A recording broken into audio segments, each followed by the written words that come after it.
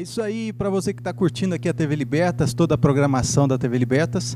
Nós estamos chegando aqui com mais um programa Ministrar. Hoje eu tenho um imenso prazer, né, em estar recebendo aqui. Conheci há muito pouco tempo, conheci nesse final de semana, mas para mim foi um prazer, assim, acho que enquanto você falava ali, né, missionária Marta, eu sentia um pouco de tudo aquilo que você descrevia, e é exatamente sobre isso que a gente vai falar hoje. Eu queria que você se apresentasse, né, que você falasse um pouquinho quem é, né, de onde veio e do que a gente vai falar hoje aqui. Bom, é um prazer muito grande estar aqui, né? Agradeço pelo convite.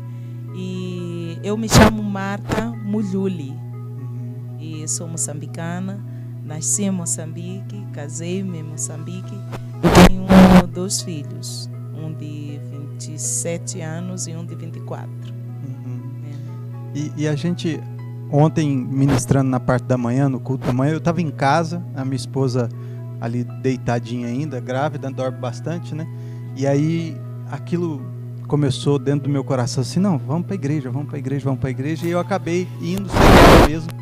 E aí quando eu cheguei lá, eu tive a grata surpresa de te encontrar ali, né?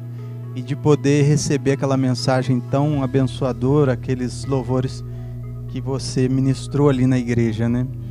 A gente trouxe para o programa de hoje, e eu queria falar um pouquinho a respeito das diferenças culturais e também um pouco a respeito do que a gente falou no programa de ontem, né? Essas diferenças que muitas das vezes a gente não encontra, né? Uma resistência para servir a Jesus aqui no Brasil, né? A gente tem tanta liberdade, a terra é tão fértil, como você disse ontem, tudo é tão fácil e muitas das vezes a gente é tão ingrato. Então eu queria que você falasse um pouquinho sobre o contexto, né, do cristianismo na África, né, em Moçambique, um pouquinho da tua adolescência e tudo mais. Bom, eu acredito que seria muito Pode difícil, falar um pouquinho mais pertinho. Seria muito difícil assim descrever. A história é muito longa. Sim. Seria muito difícil assim descrever em pouco tempo, mas vou tentar dá uma pincelada aí. Uma pincelada assim. Eu consigo perceber as diferenças, como eu sou moçambicana, nasci em Moçambique e vim para estudar no Brasil. Então, português não é minha primeira língua. A minha primeira língua é xangana, dentre muitas línguas que tem lá. Então, nós sempre falamos no mínimo 3 línguas. E português é uma língua que a gente aprende na escola. E o que eu percebo assim é mais no nível espiritual, porque é a área que eu mais estou. Claro que no social em si também eu consigo perceber as coisas, mas o que para mim me impacta demais é que eu venho de uma realidade bem difícil, uma realidade assim que o país esteve sob dominação portuguesa por 500 anos, teve independência em 75, de 75 até 82 esteve debaixo de uma guerra civil e ao longo desse tempo também esteve sob a dominação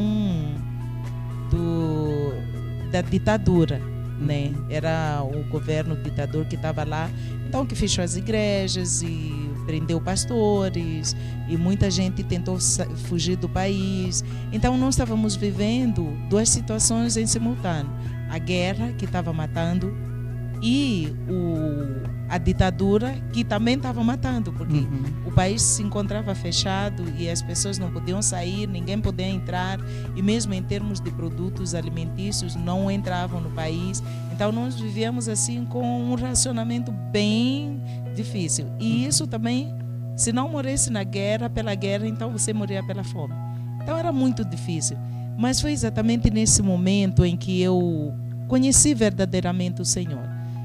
Não porque não conhecia antes, mas eu conheci um Deus real, não um Deus só de falar em palavras, eu amo a Deus, porque o Senhor é o meu pastor e nada, mas um Deus real mesmo, onde você não tem nada, absolutamente nada, e você encontra alegria no Senhor.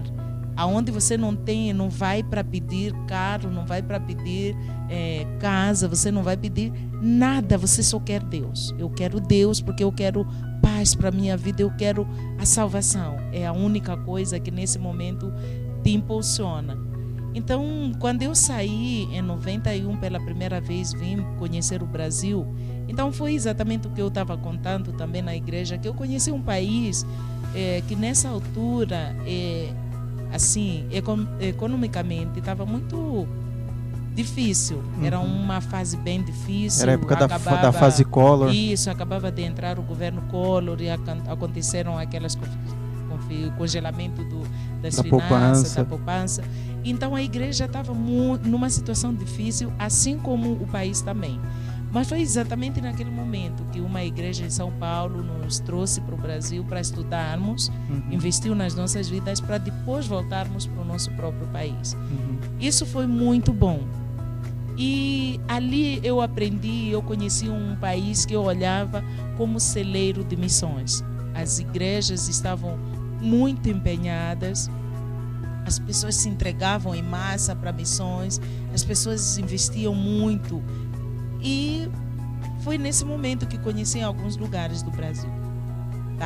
O meu esposo estudou, eu também fiz alguns cursos e voltei para Moçambique em 94.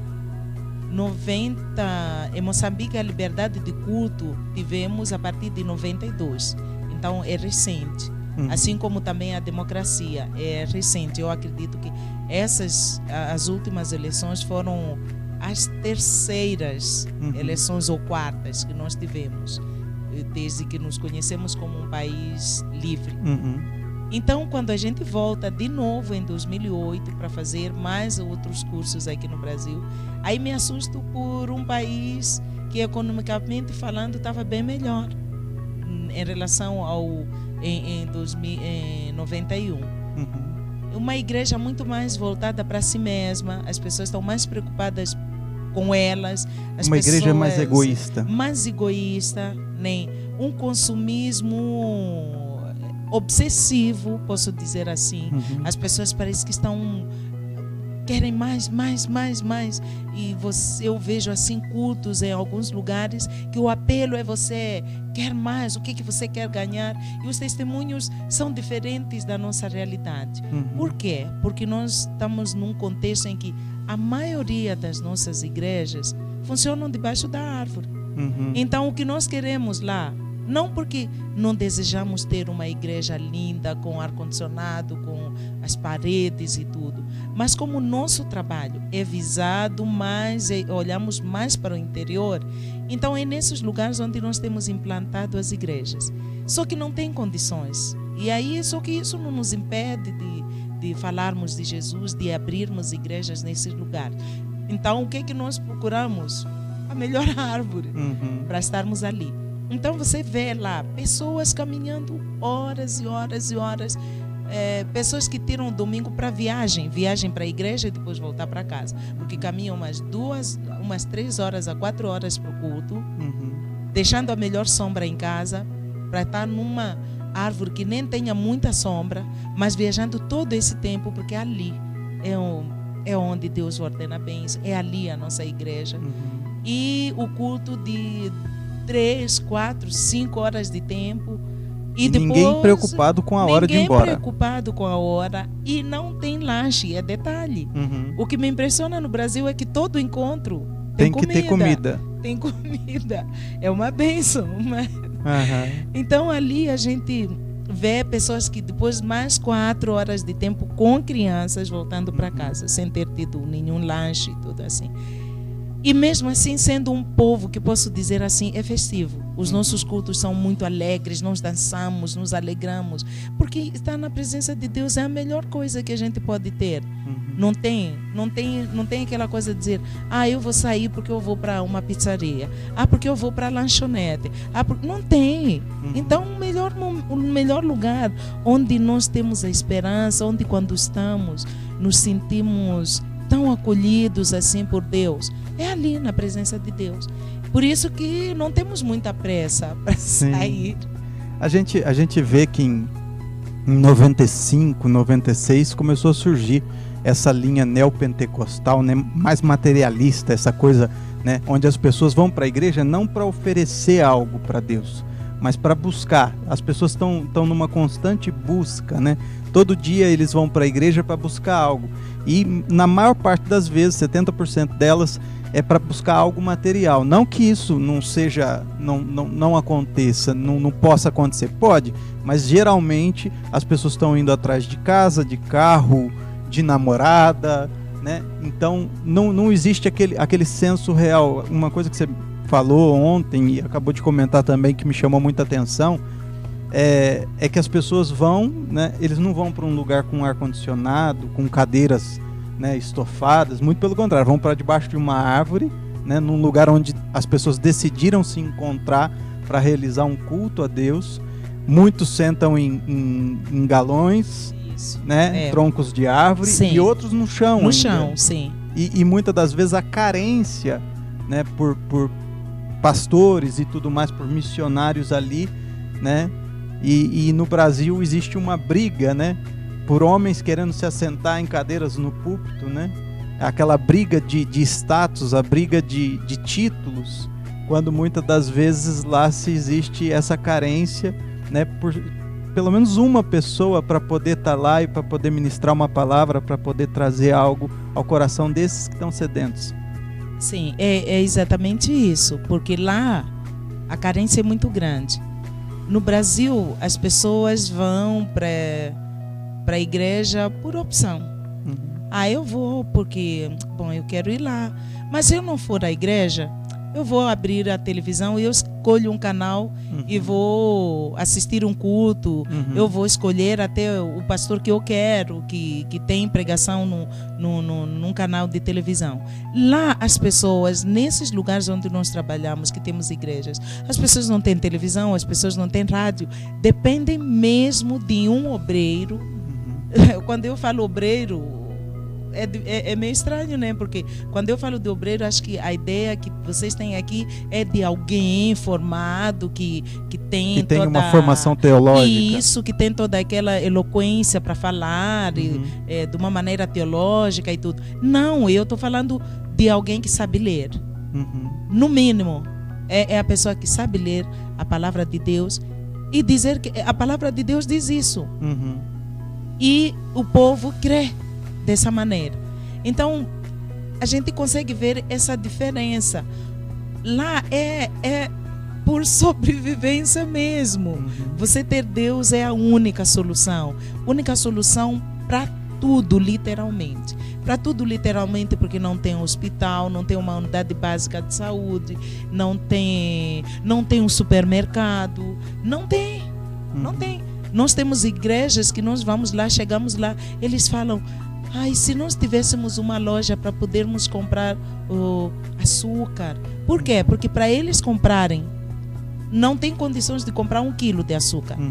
Muitas coisas são vendidas assim em unidade, uma xícara de açúcar, uma xícara de arroz, e a pessoa ter que caminhar 3, 4 horas para ir num lugar onde vai comprar uma xícara de arroz, uma xícara de açúcar. É um pouco estranho, né?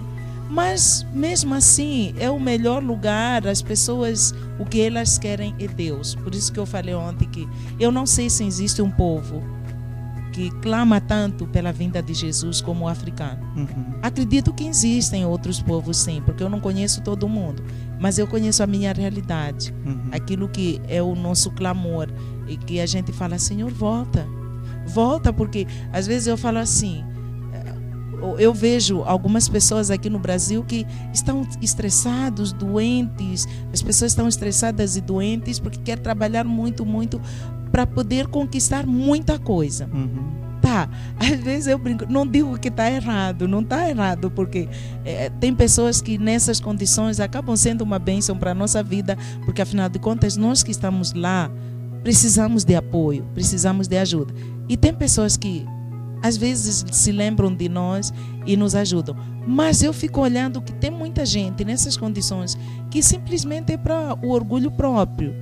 E de tal maneira que eu falo: como que uma pessoa que trabalhou tanto e está tão fixado em coisas materiais pode orar e dizer: venha Jesus? Se a palavra de Deus diz que quando Jesus voltar, não vai sobrar pedra sobre pedra. E, então quer dizer, se Jesus voltar, vai destruir aquela mansão que eu construí. Quando Jesus voltar, não vai sobrar aquele carrão que eu comprei. Então, talvez eu brinco falando assim, a oração pode ser assim: pode voltar, Jesus, mas espera um pouquinho, deixa eu curtir a minha casa, o meu carro que tanto trabalhei, né? Mas é a realidade que é diferente. Eu não sei, talvez eu possa até estar errado. Hoje, se você me perguntar, Marta, você gostaria que o seu país desenvolvesse, tivesse todas as condições que nós temos aqui? Tem hora que eu tenho dúvida de dizer sim. Porque eu não sei, talvez, se a gente tiver as mesmas condições, a nossa busca e o nosso... Se esse desejo vai continuar. O nosso desejo e a nossa ligação com Deus, da maneira como hoje somos, eu não sei se continuaria. Ou nós também cairíamos no mesmo erro. Mas hoje eu digo, se o Senhor nos sustentar e prover o dia a dia, já é muito suficiente, porque tudo isso só nos aproxima do Senhor, só nos faz buscar ao Senhor, só nos faz experimentar realmente um Deus de milagres, que não restam dúvida. Tem aquelas coisas que vai falar de uma maneira teológica, não, isso aqui aconteceu naquela altura, isso não acontece hoje, porque hoje é isso. Tudo bem, mas na nossa realidade a gente crê na palavra de Deus como ela é, a gente não questiona, porque não temos outra alternativa. E mesmo se tivéssemos, não seria ideal, não seria tão bom como estar em Deus. Amém. Eu entendo uma parte de tudo que você falou, até com relação sobre o desenvolvimento, no caso ali de Moçambique, porque muitas das vezes a gente tem dificuldade em servir ao Senhor, em desejar Ele da forma que precisava ser, né? Genuína, quando a gente está no conforto, quando a gente tem, né, uma certa estabilidade. Eu falo assim que eu tô na igreja desde 7 anos de idade, né? Mas, na verdade, eu descobri Jesus na minha vida aos 25, quando eu fiquei doente. Então, na verdade, a necessidade e a busca pela saúde, a busca por mais um dia de vida, imagina, com 25 anos, chega um médico e diz que você tem 3 meses... Então, quer dizer, a busca, a prioridade na minha vida não era mais o trabalho, não era mais juntar dinheiro, totalmente. Não era... Então, essa inversão, ela acontece quando a gente tem muito conforto, quando a gente tem muito dinheiro, e tudo acaba acontecendo. É lógico que existem raras exceções, né, de pessoas que são super, né, bem de vida, super prósperas, e ainda assim o coração continua bom, a disposição para Deus continua boa. Mas isso é muito raro. E eu falo até por mim, porque na minha cabeça só existia propósitos, né? Eu vou me formar, né? Eu já estou galgando cargos, eu quero isso, eu quero aquilo, eu vou comprar isso, eu vou fazer aquilo. E na verdade, ainda assim, eu estava na igreja, eu ajudava na minha igreja e tudo, mas eu conhecia Jesus de ouvir falar, né? Na verdade, eu passei a viver isso dia a dia, assim que chegou a primeira notícia de que eu morreria em 3 meses. Eu falo assim que essa necessidade é que acaba nos aproximando de Jesus. Isso. Agora a gente vai fazer um rápido intervalo, é bem rapidinho, a gente vai só para conferir aí alguns eventos que vão ter na região por esses tempos agora, mas a gente volta aqui e eu quero deixar uma pergunta para você para responder no próximo bloco. Né? No testemunho, né? O breve testemunho que você deu na igreja, você falou assim que você sentia muita fome e você não queria ir para o culto a primeira vez que a tua mãe te chamou, né? Sim. E aí eu quero deixar essa pergunta para depois, no próximo bloco, a missionária Marta vai responder aqui se ir ao culto matou a fome física dela, né? E a gente já volta.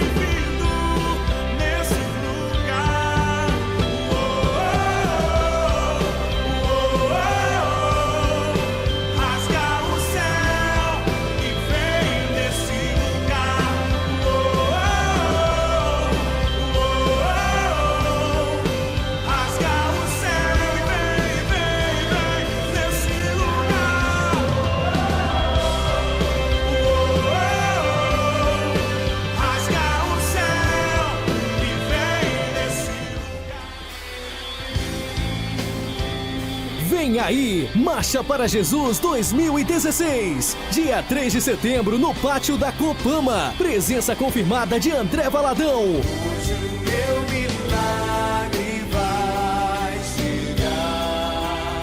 Fala, povo de Deus de Machado, todo o sul de Minas e região aqui em Minas Gerais. Dia 3 de setembro estaremos juntos na Marcha para Jesus, nessa terra abençoada. Eu espero por vocês, será um dia de bênção inesquecível. Até lá!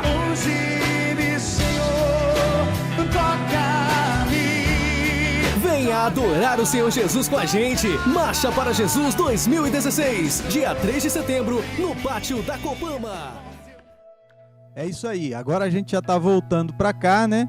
E eu deixei a pergunta no bloco anterior, né? Eu pude ouvir um pouquinho da missionária Marta ali na Igreja Batista Bíblica e ela fez esse breve relato sobre o primeiro convite, a primeira vez em que ela teve essa intimidade com Deus, né? Esse primeiro momento.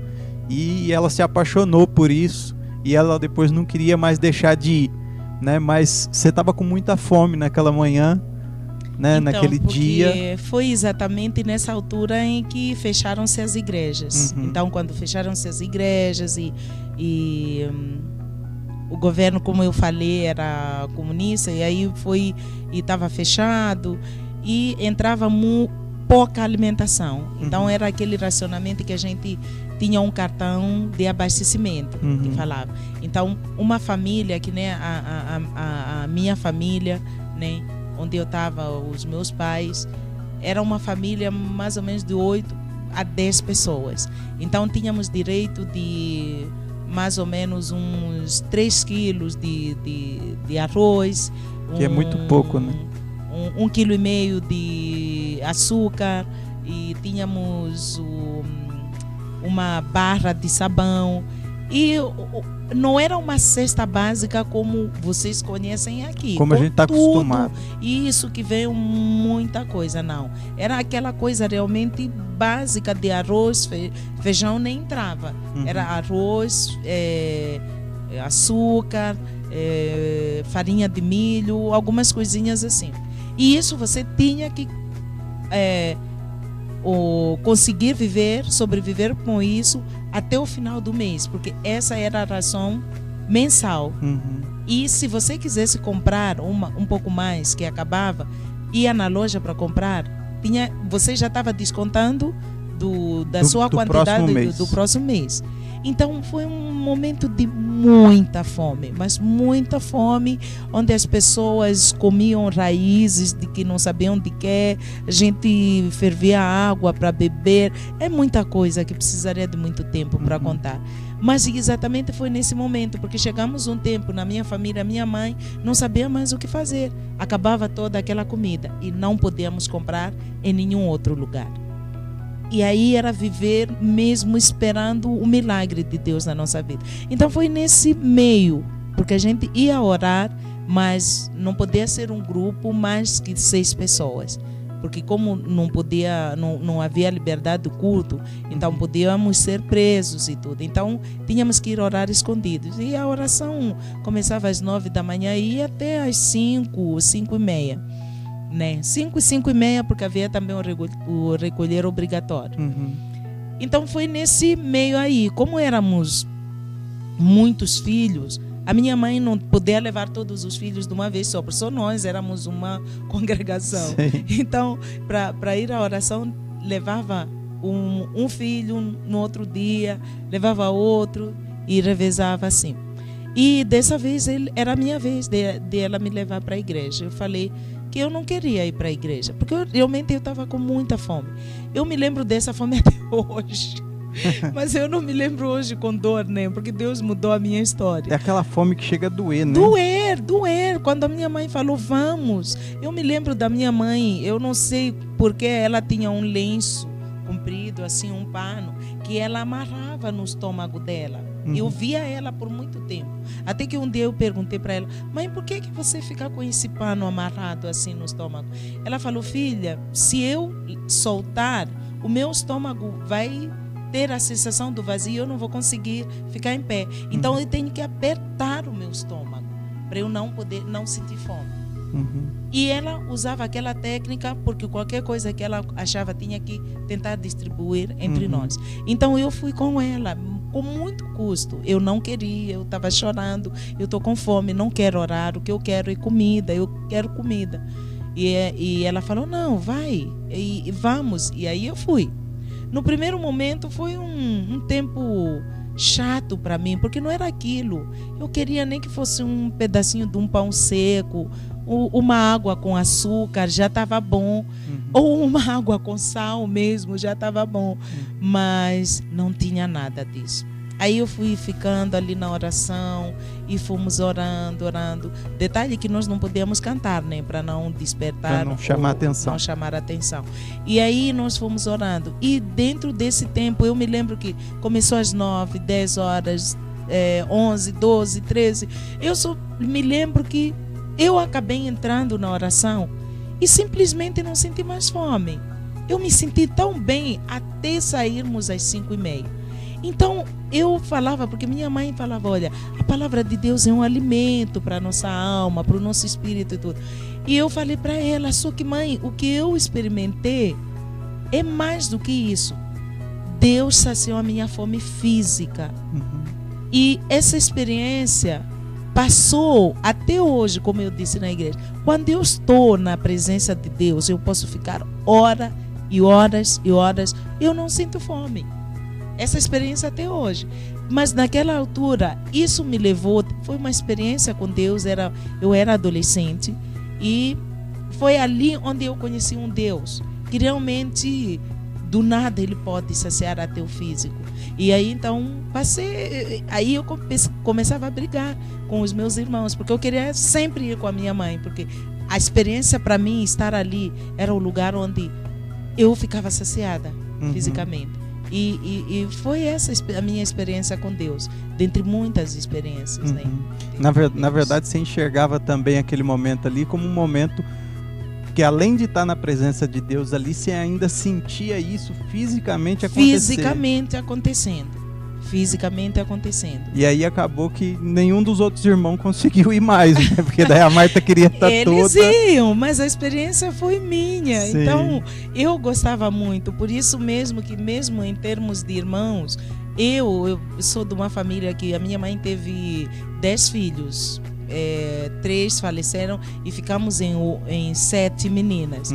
E de toda a minha família, eu que sou a missionária da família, né? Sim. Porque aquela experiência foi única. E eu quis sempre falar para as pessoas no meu país, mesmo nos lugares com muita fome, onde a gente vai e trabalha, eu tenho essa experiência. Sim, eu sei que existe fome, mas eu experimentei um Deus que Ele é além daquilo tudo que nós podemos imaginar. Onde não tem nada, onde você não pode tirar nada, Ele transformar tudo aquilo e você não entender como Ele pode fazer. Sim, é interessante a gente perceber, né, e a gente vê que muitas das vezes quando a gente fala de Deus, muitas das vezes quando a gente está falando, né, as pessoas, né, a tendência, principalmente no nosso país, as pessoas entender que isso é algo muito espiritual, né, que isso não tem muito a ver com a vida real, com aquilo que eu vivo no dia a dia. A missionária está contando aqui a respeito de algo que passa, né, para o natural também. Eu vivi experiências também onde eu via o sobrenatural acontecer na vida física, no real. E isso no início me assustava, né? No início aquilo me espantava, porque a gente está tão acostumado a falar de Deus de uma forma tão distante, né? Tão Deus lá no céu e a gente aqui na terra, que quando a gente experimenta sensações, né, tem experiências assim tão próximas, a gente fica meio assustado de começo. São coisas que a gente não aprende no livro. São coisas que nem num banco de faculdade, nem num banco mesmo de teologia a gente não aprende. A gente aprende na faculdade do próprio Deus. São daquelas coisas que eu não posso nem discutir com quem não acredita. Porque como que eu vou discutir? A experiência foi minha. Deus fez comigo. Assim como eu acredito que Deus faz também com qualquer pessoa que se deixa, né? Que se disponibiliza para viver essas experiências. Só que as experiências de Deus, a gente vive nos piores momentos da nossa vida, entre aspas, Uhum. porque são os piores para nós, mas férteis Uhum. para o agir de Deus na nossa vida. Então são os melhores momentos, os momentos de lágrimas. Isso digo porque pode ser que algumas pessoas que estejam nos assistindo aqui estejam passando por um momento difícil da vida e pensando: por que, Senhor? Por que isso acontece comigo? Mas o que eu estou pagando com isso? Não está pagando nada. Tá aprendendo só. Simplesmente Deus quer te fazer viver uma experiência com Ele, de tal maneira que você não conte uma história de ouvir dizer, Uhum. mas você conte algo que você viveu. Você transmitir um testemunho, uma coisa que você só ouviu falar, não tem muito peso Uhum. do que você falar daquilo que você viveu. Porque eu falo com certeza, porque para mim é algo vivo, é algo que é possível, É palpável. né? Palpável. A gente falando aqui, né, e falando um pouquinho disso, eu acredito que muita gente, né, nesse exato momento tem pessoas que estão nos assistindo e vão assistir esse programa na reprise, ou então até mesmo pelo YouTube depois, pessoas que estão vivendo agora momentos de luta e momentos de dificuldade, né? A gente vai viver isso até a gente aprender a lição, né, o recado que Deus tem nessa situação pra gente. Eu costumo repetir para mim mesmo todos os dias. Eu passei 7 anos onde cadeira de roda, onde internações eram muito comuns para mim. E muitas das vezes algumas pessoas me perguntam hoje, né, como que eu olho para trás, como que eu lembro disso? Eu me lembro como uma escola e se precisasse eu passava de novo. Eu faria tudo de novo, porque eu falo assim, tudo que eu não cresci em anos da minha vida, eu cresci em 7 anos. Então, esses 7 anos não só marcaram a minha vida, né, como me trazem todo dia lições. Tem coisas ainda lá atrás que hoje eu me lembro e acabo aprendendo com essa situação. Missionária, né, também aqui no Brasil, não deve ficar muito tempo aqui em Pouso Alegre, né? Já tem data marcada para ir. Mas antes que você fosse, missionário, eu queria que você deixasse aqui uma forma das pessoas te encontrarem, uma forma das pessoas semearem. Eu vou usar a palavra semente, porque semente é aquele negócio que o brasileiro entende bem, né? Ele vai plantar na tua vida e você vai frutificar, isso seja onde for, né? Aqui mesmo no Brasil ou lá em Moçambique, que você possa fazer, né? Deixar aí uma forma das pessoas semearem na tua vida, porque os frutos são sobre a vida de todo mundo. Amém.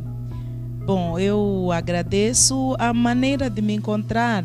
Eu tenho no Facebook, tá como eu me intitulei Marta Abençoada. Sim. Porque eu olho para a minha história toda e falo, só pode ser a bênção de Deus Amém. sobre a minha vida. Então tá Marta Abençoada, aí você me encontra. Tenho também o e-mail que é Marta Mulhuli, não sei se vai conseguir escrever. Depois a gente vai escrever e vai jogar Sim. no GC. Aí martamulhul@hotmail.com. E também tenho, assim, para o trabalho lá, trabalhamos com crianças, temos implantação de igrejas e tudo, e que realmente dependemos da ajuda, né? Tenho uma conta no Itaú, que é agência 932, conta corrente 5486 4 dígito 7. E tem também no Bradesco, que é a agência 1440, e essa é conta poupança, e tá 100 17 17 dígito 3. Então essas são as contas que quem puder nos ajudar poderá fazer e seremos muito gratos. E tá em meu nome mesmo, Marta Mulhul, e continuamos trabalhando lá. Amém. Eu queria te agradecer por ter aceitado esse convite, por poder estar aqui, né, junto com a gente aqui na TV Libertas. Agradecer, né, mais uma vez pela disposição, porque eu entendo que o chamado de um missionário é muito diferente do chamado de um pastor ou de qualquer outro. Então agradecer a Marta, agradecer todo o pessoal da TV Libertas, que mais uma vez, né, a gente possa estar entrando no lar, em cada lar aí, abençoando, né, e ministrando pessoas. E se você puder semear aí, a Marta deixou aqui as contas, você vai ver no GC também, mas se você puder semear, abençoar aí, não importa o valor, mas abençoe, porque com certeza esse fruto vai nascer e você vai receber isso na tua vida também, tá bom? A gente fica por aqui até semana que vem, né? Aqui no mesmo lugar, no mesmo horário, TV Libertas, programa Ministrar TV.